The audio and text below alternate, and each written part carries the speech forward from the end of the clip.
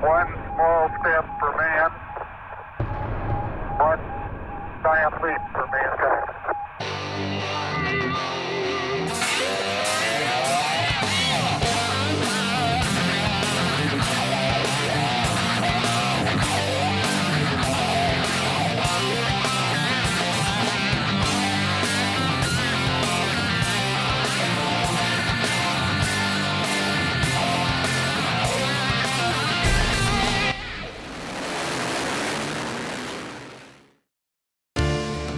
The Tough One is the UK's premier extreme enduro and regarded as one of the toughest events of its kind in the world. It is also the opening round of a new World Series, the Kings of Enduro. With an all-star cast of international stars, the event is a breathtaking spectacular which will see the best pushed to the edge as men and machine are tested to the limit. No, I've been to Knapmar a few times, but I've never ridden the Tough One. It's the first time here for that.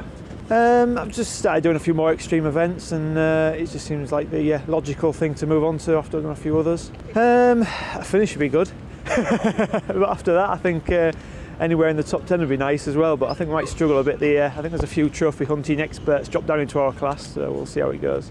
Yeah, it's my third year here this year, third year racing this race, the Tough One. Obviously last year was at Combe Quarry, but it's my second one here at Nantua. It's just a challenge, isn't it? You know, it's just riding what everybody else can't ride. You know, you just get out there and do your best, like, you know. Yeah, I'm looking to at least for a top 10 finish today, all being well. Yeah, I've done this for probably 4 or 5 years maybe. First time I did it was Clubman, and I finished second in that, and then the last 3 times I've done the veteran class and I've won that. Yeah, today I'm hopeful. I've been told by the organiser that the vet class is going off first, so I'm pretty hopeful with that slight advantage that maybe take the overall morning race win. This will be my third Tough One event. I think the last 2 years I rode the expert class and I was out of my depth, so I think I've sort of finished towards the bottom. So yeah, hopefully this year it's missing out some of the sort of trickier climbs over there, so this year I should be able to get round unscathed hopefully and try and beat him. Started in 2010, first bike, riding with dirt bike tracks, and then just progressed to ride with different clubs throughout the last sort of 3 years. I did the Tough One's little brother here the year before last. Just moved up to Clubman sort of this year, winning the Sportsman. But yeah, these for me are a tough event. No motocross background, no trials, just straight into the enduro. Really enjoying it. I think for this race, you're going to have to start really slow and build up into the race. If you just go flat out from the beginning, you're going to get mega arm pump and end up coming off. So I'm going to start slow and build it and build up as we go. The two Hemingway brothers, Ben and Dan, they're ex-trials riders, well, still current trials riders, but they really turned their hand good to the extreme enduro. And then, you know, the whole gaggle of experts. There's some good riders in there that they don't know what quitting is. So, but my money today, Graham Jarvis. My plans for the Tough One in the future are, I give up taking it anywhere else, because it was written in one of the national bike papers in the editor's column on Friday that this event is iconic. And to have your event called iconic in British motorsport is a very, very good thing for me and more events. I just think this place will evolve, we will carry on with it, try and organise shuttle parking systems if the crowds were to get bigger, but it's far outweighed our expectations of where it would go, so where it's at now we're really happy with. Well, here we are, Chris. This is the start of the morning race. The riders warming up their machines and then they work their way back down into the quarry, and here we are. Something like a Le Mans start, really, isn't it, Paul? Where they run to the machines, get them going again. It certainly is, and it's a good gradient that they've got to come up and to run in a full motocross kit as one rider. Well, there goes Craig Atwell, I think number 83. He's fallen off before he's even got to the bike. And it is a real tough job to run because you've got body armour, your knee pads, the weight of the boots as well as hardly any movement in the boots there. Who's leading the charge up the hill to the bike? Mark Crenn led the charge up the hill there. As you say, very tough conditions. And some of these guys already straggling at the back and one guy having a leisurely stroll. I think that's the type of way I'd be walking my way up to the start.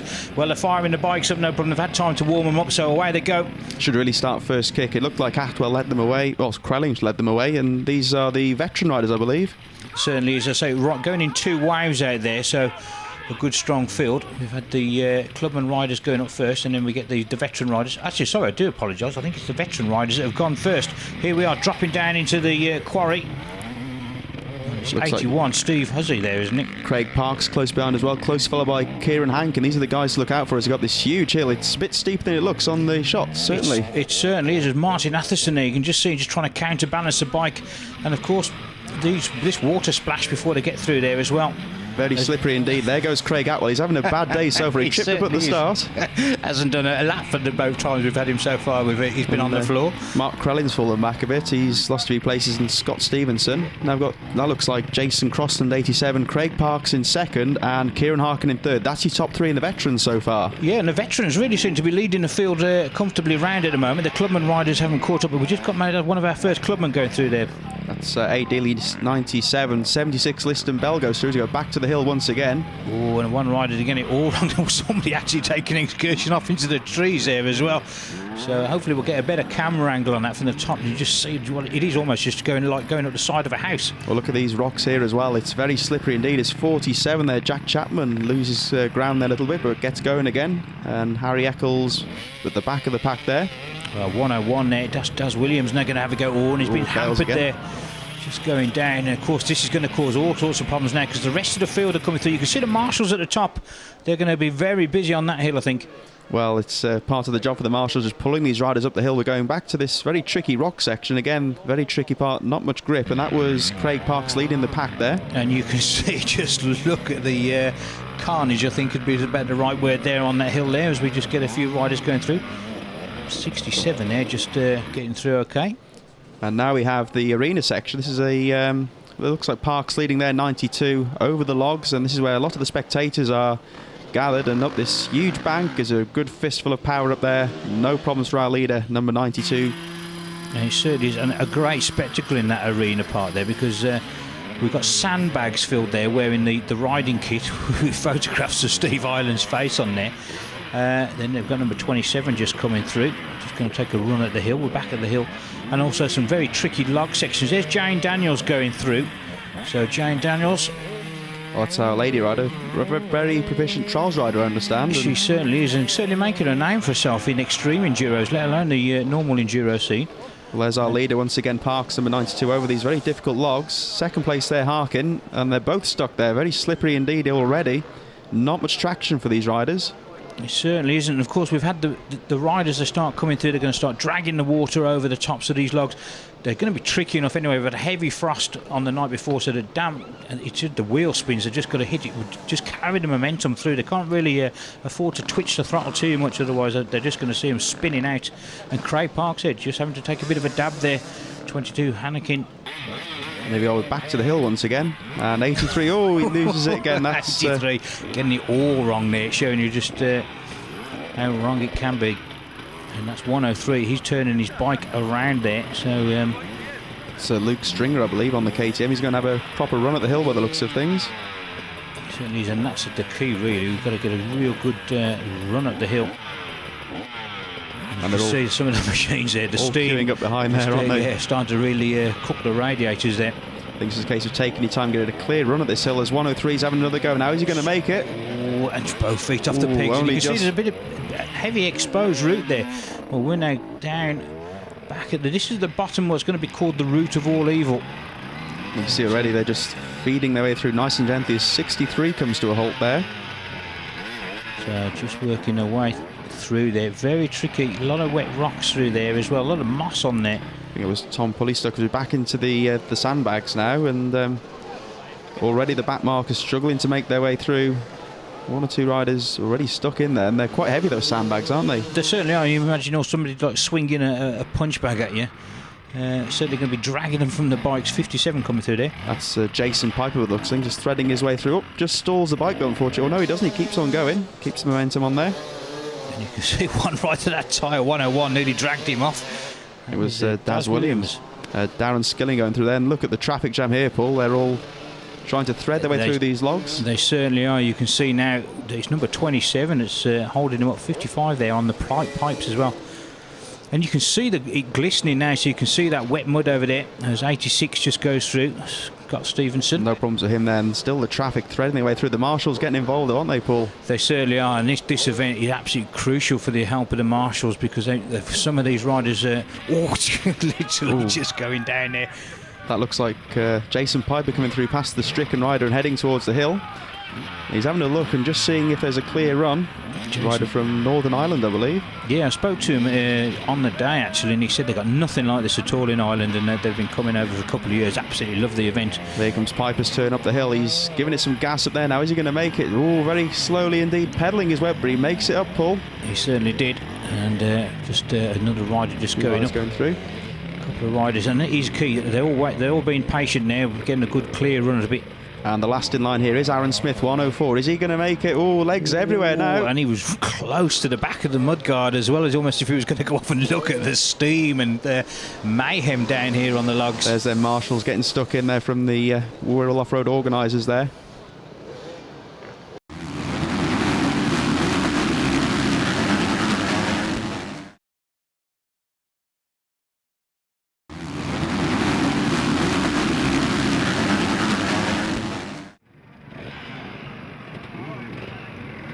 The pro riders, half of that race later in the show is going to be run under darkness. So stay tuned, because we are going to have some very spectacular action later. And this is Scott Stevenson, one of the front runners at the moment, making his way down one of those fearsome descents here at Nantmar. But no problems with him, that's why he's up with the leaders. There we are now, we're just getting number 68, David Dudley coming through. Clubman leader, Aaron Retting coming through. And there's Jane Daniels, second in the Clubman. We was mentioned her a few times, and you can see that great start she's just carrying through. This looks like Adam Jones, not with the leaders at the moment, but still running smoothly. An achievement in itself just to finish, I would say, Paul. I think quite a few of these riders would just be happy for a finish, especially in the morning Clubman race. Because, I mean, even if you've done an enduro yourself, an enduro can be pretty tough, but I mean, this is grueling stuff. This is what they call extreme enduro, and enduros, they're by no means easy, are they? It's a very difficult event. Just the natural terrain really is there to catch out any unsuspecting rider. And although they're tough enough, there is a growing popularity, and they're becoming called hard enduros now, and they seem to be springing up. But of course, the tough one is probably the premier one in the UK for this class, and also like it's one of the opening rounds now of the World Enduro Kings series. Well, the lead on was one rider, I think that was Gareth Berezensky, reaching for the palings there, but that's 58 by the looks of things. That's Richard McCartney, I do beg your pardon. He's okay though, and back into the action. As we were saying, Paul, with the international flavours, a lot of riders come from abroad nowadays to take part. They certainly do, especially in the later race we're going to be bringing you highlights from. I mean, we've got riders from as far afield as Mexico, Spain, Portugal. They're just really, I mean, it is such a premier event now that riders will travel to this event, and it just keeps growing in stature year on year. I think it's a major scalp if you win this one. It's such a tough event, and well, there's Parks. He's now down to second, and we're coming now to the closing stage of this race. There's 89 there, caught up in the vines. That's another issue there for the riders. He's trying to free that from his bike, and Paul, I do believe we've got the leading results as we come to the closing stages. Certainly are. We'll start with the Clubman, the top 10 looking at this like this at the moment. 68, David Dudley, your race leader. From 59, Jane Daniels, we've just seen there. Chris Garlick in third place. In fourth place, Gareth Brzezinski, and in sixth place, 66, Danny Thomas. Liston Bell in sixth place, and Aid Dealey in seventh place. If you'll have a look at the veteran riders for us. We'll look at the vets now. It's still number 22, Kieran Hankin, that's taken the lead. It's Craig Parks, 92 in second. 87, Jason Crossland third. And here we are. Kieran Hankin takes the checkers. So in a moment now we'll have a quick word with our winner, but I should imagine for these Clubman riders it's been a very tough race, and of course it's going to get even tougher for our pro and expert riders in the afternoon. I think for all these riders who've taken part, nevertheless with Clubman expert or pro, it's just about sometimes finishing the race is an achievement in itself, really. There you go, Kieran just being greeted by his dog. Now of course Kieran's the first one over the line. It's on a set time. Obviously the Clubman results out there. David Dudley will take the win in that, and Jane Daniels second, Chris Garlick in third. But here we go, let's go and have a quick word with our winner. Well, normally I panic a bit and try and get to the front, but this time I just thought, I know I was in a decent position, so just a case of, I thought I'll sit with it, and I got in the lead actually on the first lap and then went the wrong way, so I had to do it all again, and then it was just a case of don't rush, just take your time. And then, like, you know, loads of friends, and I'm sure we are all your friends and people cheering you on. You'd have probably give it about half an hour because it's tough, like, you know. But you keep going, and it's worth it in the end. And there was 3 of us that were pretty much together for the first lap all round the back. I think I dropped into 2nd place as we came into the quarry, and then I took the lead during the quarry there, and we swapped a few times over the next 3 laps, me and whoever got first place, and we just kept swapping for about 3 laps, and then he pulled a bit of a lead on me, and I just hung in 2nd place for the remainder of the race. But I think I was closing towards the end. I could hear them shouting the times. I think I was closing the gap. Well, I weren't very good at running up that hill, so I ended up probably about last. And then I just tried to keep it steady and not crash, and I did quite well, really. I dropped it a couple of times, but I didn't have any like big offs or anything that like twisted my bars or anything like that, so it was pretty good all race, really. It's gone reasonably well. We've had a suspected broken arm, so we treated him and sent him off to A&E for an X-ray. Hopefully we're wrong, and hopefully it isn't broken, but he was in a bit of pain. We've had somebody come over to us as well who's previously popped a shoulder, so the shoulder popped out and went back in. You know, he's pretty sure of it. He's done it a few times, so he knows when he's done it. He's staying to watch the main event after. We've said to him, you know, if he gets any numbness or tingling in his fingers, get straight back to us. So for all you riders that pop your shoulder regularly, you know, as long as you haven't got numbness and tingling in your fingers, you should be all right. I think most of these events it's just trying to get to the finish for the majority of riders. They just want to get round and that sense of achievement and they get to the finish. But for the top riders, we're just pushing it as fast as we can for the whole 2.5 hours. Well, there's so much to these extreme events. You need a lot of techniques on the bike, the technical stuff and the fast stuff. So many aspects to it, and then above all, you need good fitness. Yeah, we get the best lights possible on the bike. We have helmet lights on the crash helmet, and yeah, it does make it a lot more difficult because you can never see exactly where you're riding, and then if you crash, it's easy to damage the lights. So yeah, there's a bit of luck involved as well. Yeah, there's a lot of riders from abroad, so I know it's a new season. Everyone's been training hard, so you don't know who's on form and who isn't. So it's going to make it interesting. Sometimes maybe it's a little bit crazy, but it's the challenge. I like the challenge. I like the hard. This kind of race need a tough man. Need everything different. I do 1-2 times this kind of experience. It's very different. I think it's going to be fun and crazy for sure. For me, the top 10 is a very good result because we have the best riders in the world today. We have I don't have this the kind of floor in Portugal. It's different for me. It's a new experience. I don't know what are you doing today. Yeah, we're here at the Tough One Extreme Enduro, Nampwar Quarry in North Wales. It's an annual event, it's an extreme event, and it's certainly going to be extreme conditions today because we're in minus figures at the moment. There's a lot of frost and ice around. So it's looking like it's going to be quite a tough event. We had a look around yesterday at some of the new sections that Steve Ireland's put in and plotted for the course, and there's some pretty severe drops. There's a lot of rocks, including the Boulder Dash section. He's got this new half hour of hell, which is zero assistance, and it's looking like it's going to be as difficult as normal. So yeah, I'm looking forward to it. You've just got to wait and see if the temperatures rise a little bit. From my point of view, I've come from a trials background, so to drop onto extreme enduro, it's always been a passion since the first one I did back in 2004.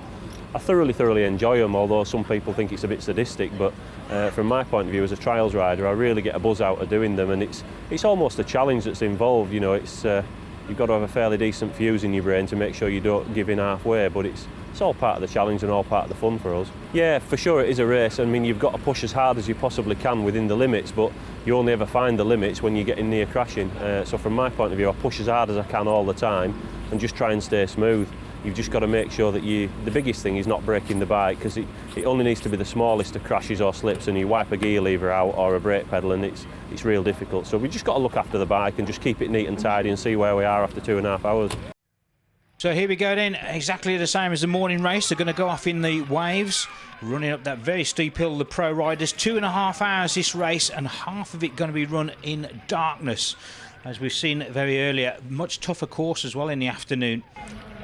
Well, here they come towards the bikes. Once again, the Le Mans style start, you could almost say. They're just firing those bikes into life. They'll warm them up, of course, and away they go, led by number 9. That's Alex Wigg with 15 in second, Dan Hemingway.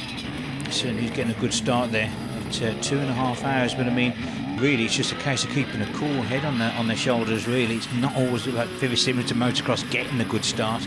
I suppose they will need to avoid some of the traffic and bottlenecks with the expert riders are probably going to get involved in. Well, as you said, Paul, it's a 2.5 hour race. Some of these guys at the back just taking a leisurely start. It is a long race and such a difficult course that not necessarily won and lost on the start. It certainly is, and we've got Jarvis now dropping down into the quarry. So Graham Jarvis, your early race leader. Absolutely flying up the hill there, no problems. His experience, former trials rider turned enduro ace, with Dan Hemingway second, closely followed by, I believe that's number 11, Wayne Braybrook in third. It certainly is, and I've got Jarvis, our race leader, probably the most successful extreme enduro rider in the world at the moment. Comes through. He's had a new lease of life as an extreme enduro rider, of course a world trials rider a few years ago. And there's Ben Hemingway going up that steep hill once again, closely followed by the early leader Alex Wigg.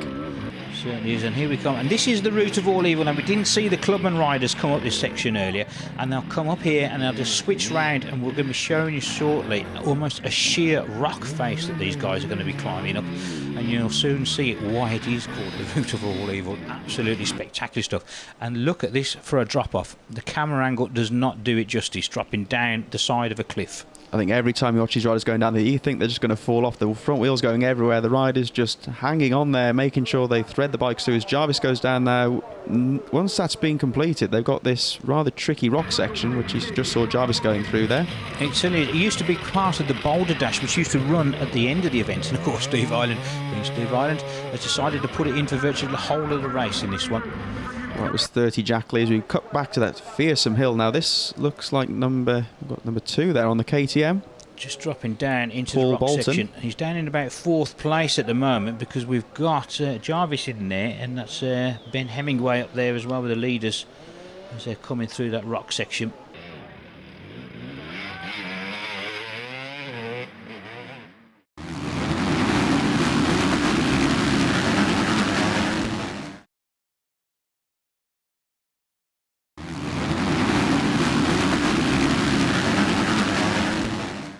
So you rejoin us back at Nampmar Quarry, and we're here for the tough one as we rejoin our riders still struggling their way through this treacherous rock section.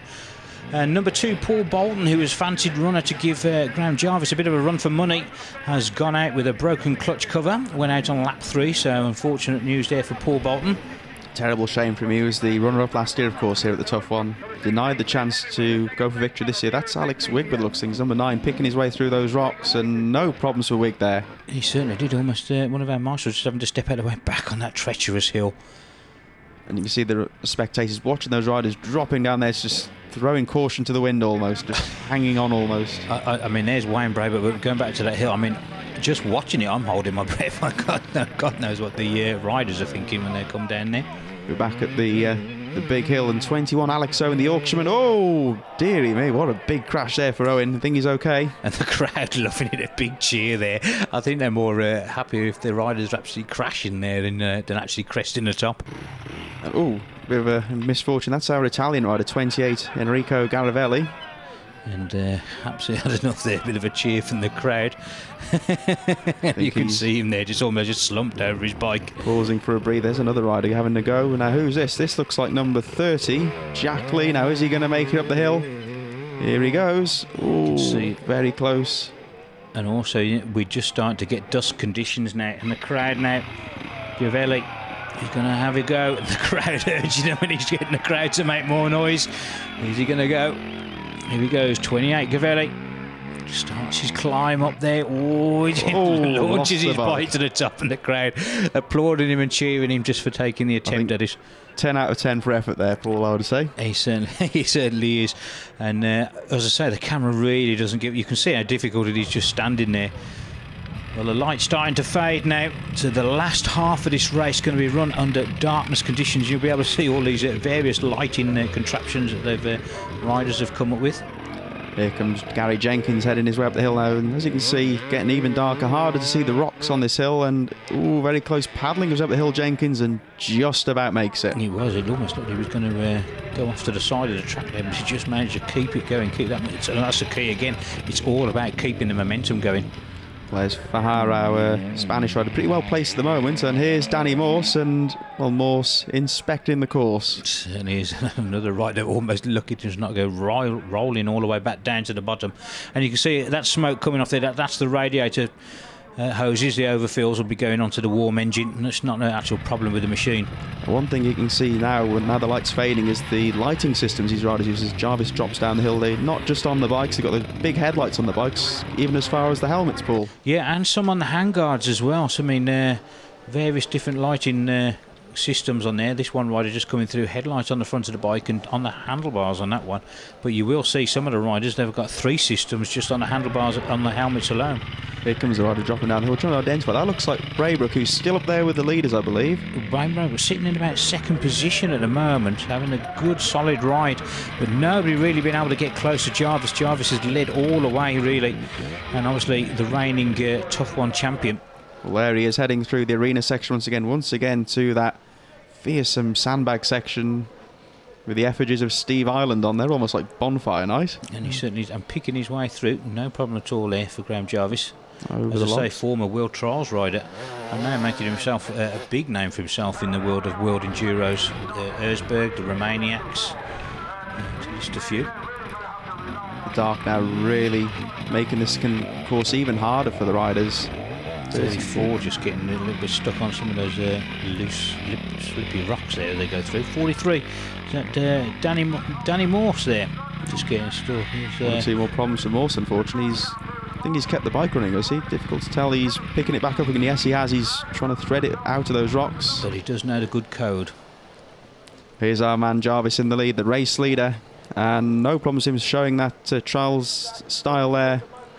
Almost broad sliding it into that. Look at Jarvis then, the way he just launched himself over those tyres there. Ooh, and he has got stuck on that rock. It looks like we're going to see Graham Jarvis getting a bit of assistance. Luckily kept the bike going there, and the marshals straight on hand to help him on his way. But he has got such a massive lead at this point in the race. He's lapped up into about 3rd place at the moment, and the way he's going, I think he's even going to get Wayne Braybrook. Dan Hemingway looks like going to the hill. You just see now, Paul, how hard these ruts are to view in the dark. That's it, and of course they're going out there, and everything seems faster anyway, so that you've got the trees, you've got to try and judge everything. It's an incredible feat just to get around here. And there we go. Look at that for a drop there, the lights as they're coming down there, and then of course they've got to negotiate the turn halfway down there. Epic stuff here. So the rider's down at the bottom of that hill there. And you can see, Paul, just how difficult these conditions are. Those huge ruts at the bottom of the hill, so they can't really get a run up anymore, and that hill used in the morning didn't quite make it there as well, and he's going to be in all sorts of trouble to get his way out of that position there. And you can see he's literally almost falling backwards down himself, almost like just literally trying to park on the side of the house. Back to this end again. You see the lights on the handlebars there assisting that rider. Can't quite tell that is, unfortunately, but making his way down the hill might be Alex Swig, number 9.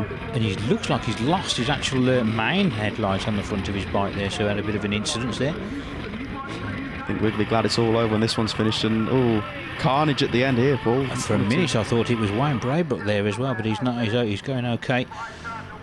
Looks like 34 Scott Austin, one of our expert riders, making his way down the hill.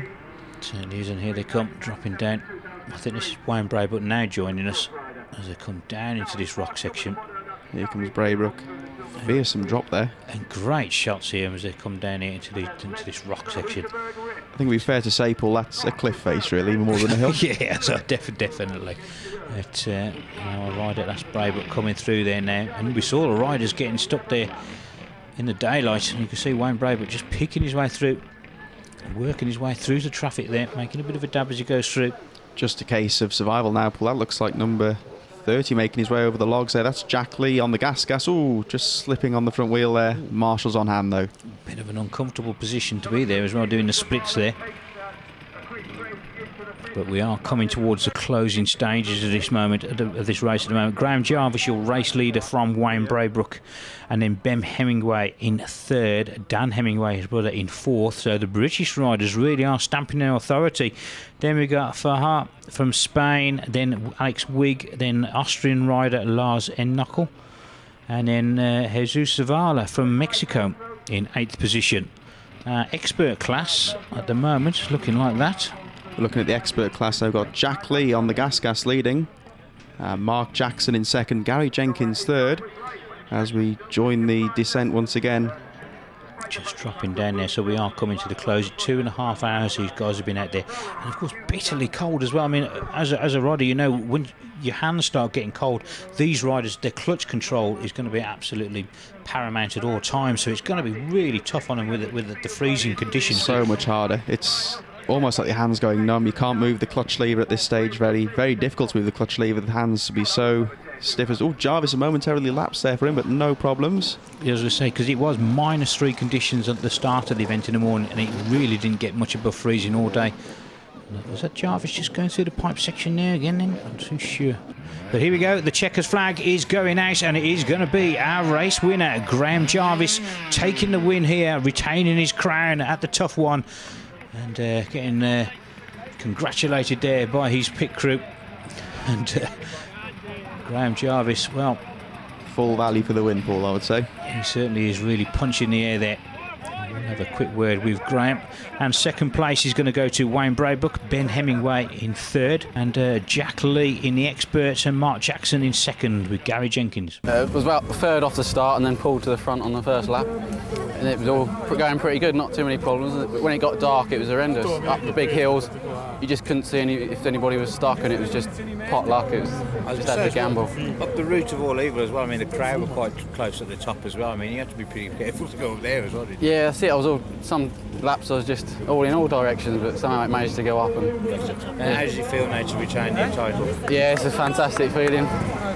Yeah. And ready for a nice hot bath now? Oh yeah, no matter. I was aching a bit, hurting. It was tough. Well done, mate. Yeah, well cheers. Done.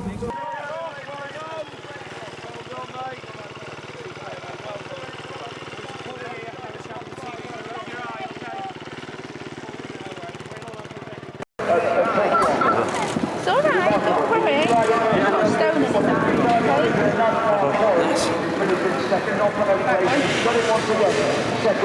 Got a stone in your face?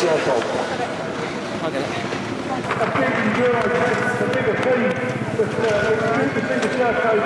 Want to tell me how it went, Wayne?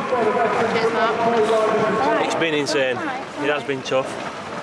I got an okay start and just tried to settle into a rhythm really, but it's been so slippy, it's been incredible. The greasy ground, it's been icy, it's been everything. Got passed by quite a few of the young riders and just thought I've got to hang in there because it always comes right in the end. Graham had a good lead, hats off to him, he's the world's best at the moment, and to try and hang with him would have been foolish. But from my point of view, I had to look after the bike, just bring it home, and we're here again. It's a nice riding in the night, tell us about that. Yeah, it's awesome. If you've got a good light setup, I mean, I've got Trail Tech lights, they're the best in the world, and you just can't fail to go wrong with them. So I've had a good light setup, had a few problems, I knocked that one off on a tree, had to stop and fit it back on, same with this one, but thankfully we just brought it home, which is the main thing. Do you mind telling us what happened with the eye? Yeah, Tom Ely, a club rider down in the bottom, I got up behind him, he saw my lights, and he just gave it a big handful in the loose rocks, and didn't get my head down quick enough, and I felt it hit my eye straight away. I could feel I'd cut it, but I just thought it's pointless stopping now, we just got to keep going. That was 3 laps from the end, so yeah, it'll be all right. Well, congratulations. Pain's only temporary.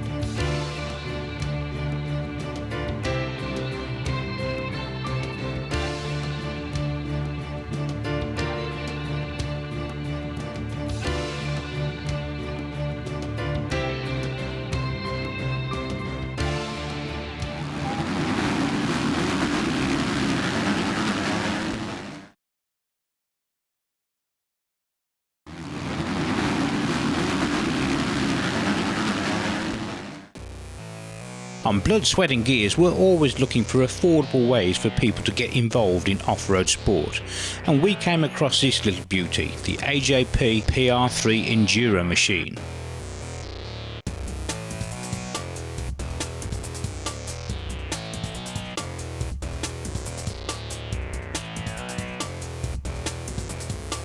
Now, AJPs are Portuguese-made machines where they've been building them since 1987. The company has steadily developed its range through design and competition, and a very impressive range.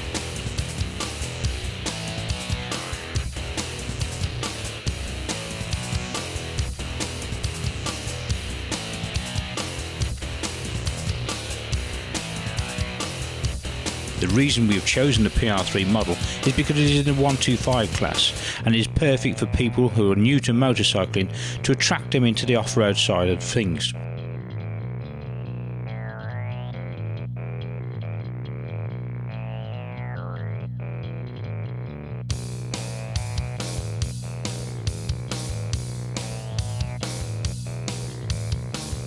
Now, most people's tentative steps into off-road riding is through trail riding, so we went riding in the Welsh Hills where the bike really impressed on the tough rocky climbs and deep forest tracks.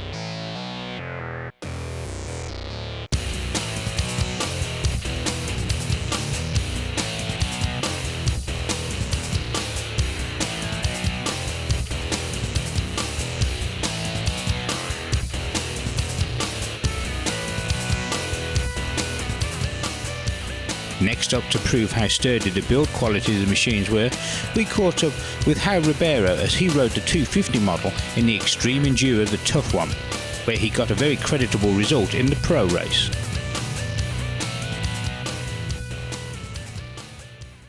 Yeah, I like the race. It's very, very hard.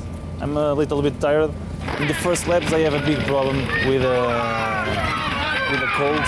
I can't move the fingers. And the middle of the race to the final, I can get my rhythm and do very well.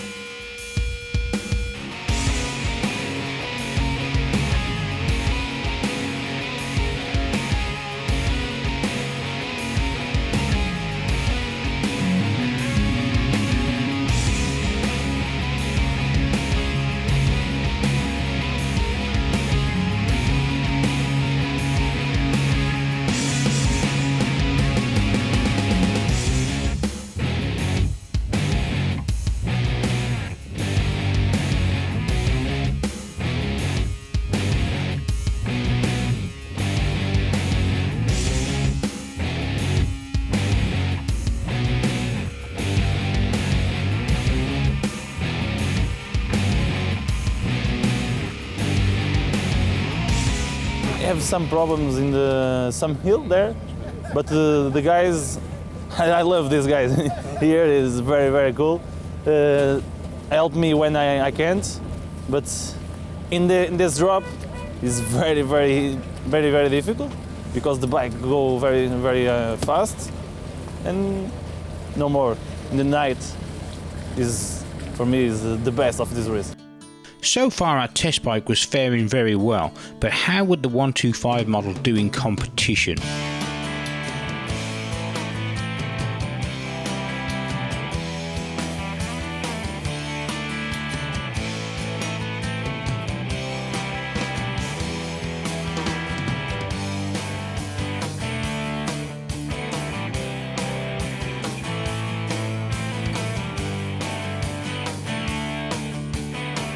Well, we decided to enter into War Events' annual off-road highlight, the Hawkston Park Motor Enduro.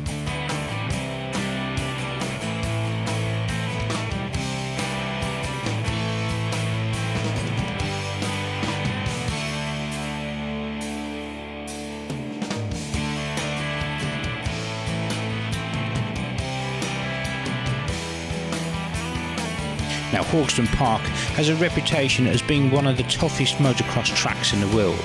Now, the PR3 model is really aimed at the fun bike market, so how would it cope with the 4 45-minute races around this tough, grueling track?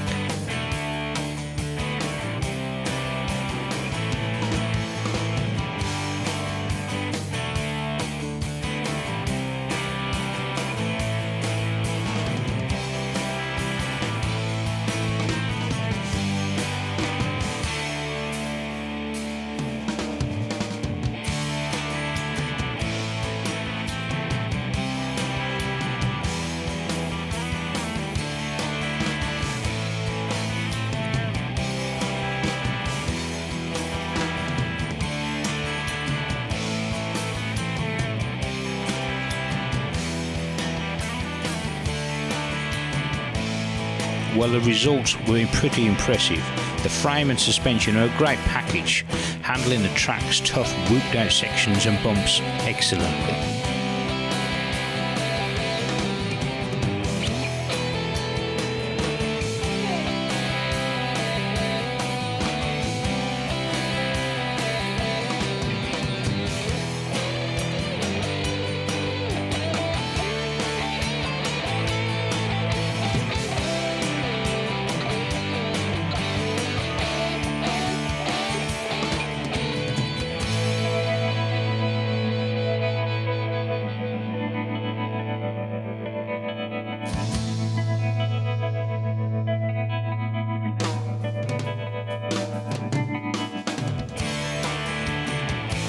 The size of the engine didn't make it struggle for power in the deep sand, so it wouldn't set the world alight with its lap times.